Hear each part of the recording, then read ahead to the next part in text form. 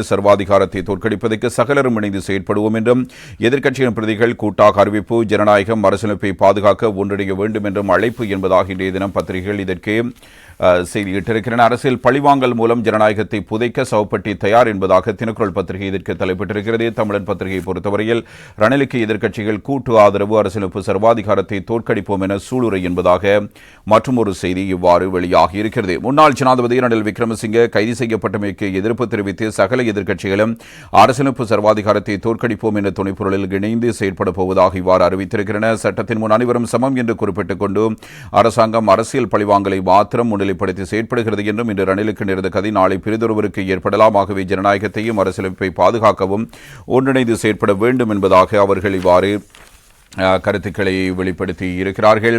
எனவே இந்த சகல தரப்பினரும் அரசியல் கட்சி பேதமின்றி ஒன்றிணைய வேண்டும் என்று எதிர்க்கட்சியின் தலைவர்கள் கூட்டாக வலியுறுத்தியதோடு முன்னாள் ஜனாதிபதி ரணில் விக்ரமசிங்கவை பாதுகாக்க அர்ப்பணிப்புடன் செயற்பட போவதாகவும் இவ்வாறு குறிப்பிடுகிறார்கள். முன்னாள் ஜனாதிபதி ரணில் விக்ரமசிங்கே கைது செய்யப்பட்டமைக்கு எதிர்ப்பு தெரிவிக்கும் நோக்கில் எதிர்க்கட்சிகளின் தலைவர்கள் பிரதிகள் கூட்டாக ஒன்றிணைந்து நேற்று ஞாயிற்றுக்கிழமை கொழும்பில் விசேட ஊடகவியலாளர் சந்திப்பு ஒன்றினை நடத்தியிருந்தார்கள்.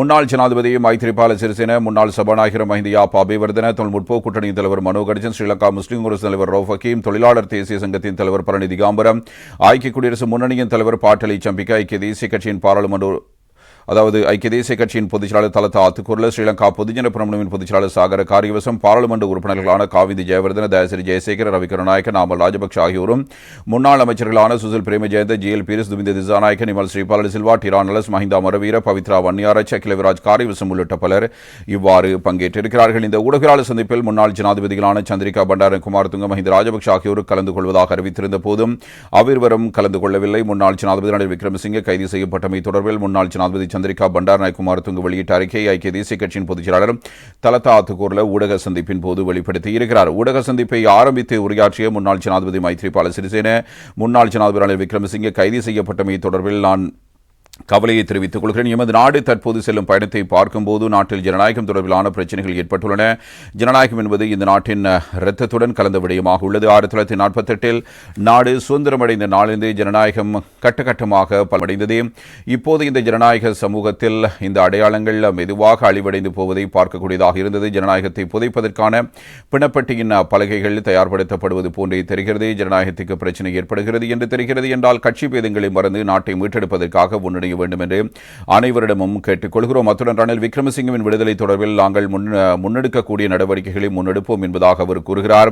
இதனைத் தொடர்ந்து உரையாற்றிய முன்னாள் அமைச்சர் ஜி எல் பீரிஸ், முன்னாள் ஜனாதிபதி ரணில் விக்ரமசிங்கவின் கைதி ஏற்றுக்கொள்ளக்கூடியது அல்ல. ஜனாதிபதி என்ற வகையில் கிடைத்த அழைப்புக்கு அமைய நிகழ்வொன்றில் கலந்து கொண்டிருந்த நிலையிலேயே அது தொடர்பில் குற்றச்சாட்டுகள் முன்வைக்கப்பட்டு அவர் கைது செய்யப்பட்டிருக்கிறார். அது தொடர்பான போலீஸ் விசாரணைகள் முழுமையடையாமல் அவர் விளக்கமறையில் வைக்கப்பட்டிருக்கிறார். அரசாங்கத்துக்கு எதிராக ஏதேனும் கருத்துக்களை வெளியிட்டால் கருத்து வெளியிடுபவர்களை அச்சுறுத்தி மௌனமாக்குவதை காண்கிறோம். இதனால் ஜனநாயக நிறுவனங்கள் முழுமையாக இல்லாமல் செய்யப்படுகிறது. இங்கு எமது உரிமைகள் முக்கியமானவையே. இதனை தோற்கடிக்க அனைவரும் ஒன்றிணைய வேண்டும் என்பதாக அவர் கூற, ஸ்ரீலங்கா முஸ்லிம் காங்கிரஸ் தலைவர் ரவுஃப் ஹக்கீம் கருத்து வெளியிடும் போது நாட்டில் சட்டத்தின் ஆட்சி அமுல்படுத்தப்பட வேண்டும், சட்டத்தின் முன் அனைவரும் சமமாக பாதிக்கப்பட வேண்டும் என்பதில் எவ்வித மாறுபட்ட கருத்தும் கிடையாது. ஆனால் நடைமுறையில் சட்டத்தின் ஆட்சி முறையாக செயற்படுத்தப்படுகிறதா என்பதில் பாரிய சந்தேகம் காணப்படுகிறது. நீதிமன்றத்தின் தீர்மானத்தை யூடியூபர் முன்னதாகவே அறிவிக்கும் நிலைமை என்று காணப்படுகிறது. இவ்வாறான போக்கு ஜனநாயக விரோதமானது என்று அவர் கூற, சம்பிக்க ரணவக்கவும் இங்கு கருத்து வெளிப்படுத்தி இருக்கிறார். அவருடைய கருத்தில் பொதுச் சொத்துக்களை தீ வைத்து இல்லாதொழித்த மக்கள் விடுதலை முன்னணி பொதுச்சொத்து சட்டத்தின் பிரகாரம் முன்னாள் ஜனாதிபதி ரணில் விக்ரமசிங்கவை கைது செய்துள்ளமை வரலாற்றில் கேலிக்குள்ளானதொரு செயற்பாடாகும். அரசியலமைப்புடனான சர்வாதிகாரத்தை தோற்கடிப்போம் என்பதாக அவர் கூறுவதோடு தயசிரி ஜெயசேகர இங்கு கருத்து வெளியிடும் போது அமைச்சக மட்டத்தில் நியமிக்கப்பட்ட ஊழல் எதிர்ப்பு குழு ஊடாகவே முன்னாள் ஜனாதிபதி ரணில் விக்ரமசிங்கவுக்கு எதிராக நடவடிக்கைகள் எடுக்கப்பட்டுள்ளன. இந்த குழுவில் மக்கள் விடுதலை முன்னணியின் உறுப்பினர்கள் இருக்கிறார்கள். பத்திரமுள்ள கட்சி அலுவலகத்தின் உறுப்பினர்கள் குழுவின் உறுப்பினர்களாக ஜனாதிபதியால் நியமிக்கப்பட்டிருக்கிறார்கள்.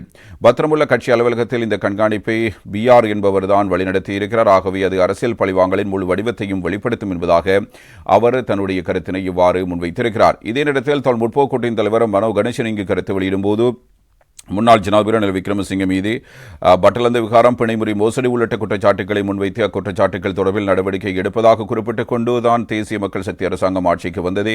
இந்த வாக்குறுதிகளை நிறைவேற்றினால் எதிர்க்கட்சிகள் ஒன்றிணையப் போவதில்லை. குறுகிய அரசியல் பழிவாங்கலை அரசாங்கமுடன் நிறுத்த வேண்டும். ஊடக சந்திப்பில் உரையாற்றிய அரசியல் கட்சித் தலைவர்கள் மற்றும் பாராளுமன்ற உறுப்பினர்கள் அரசாங்கத்தின் அரசியலுக்குட்பட்ட சர்வாதிகாரத்துக்கு அரசியல் கட்சி பேதமின்றி அனைவரும் கடும் எதிர்ப்பை வெளிப்படுத்த வேண்டும், ஜனநாயகத்தை பாதுகாக்க அனைவரும் ஒன்றிணைந்து செயற்பட வேண்டும் என்பதாக இவ்வாறு கூட்டாக கருத்துக்களை வெளிப்படுத்தி இருக்கிறார்கள்.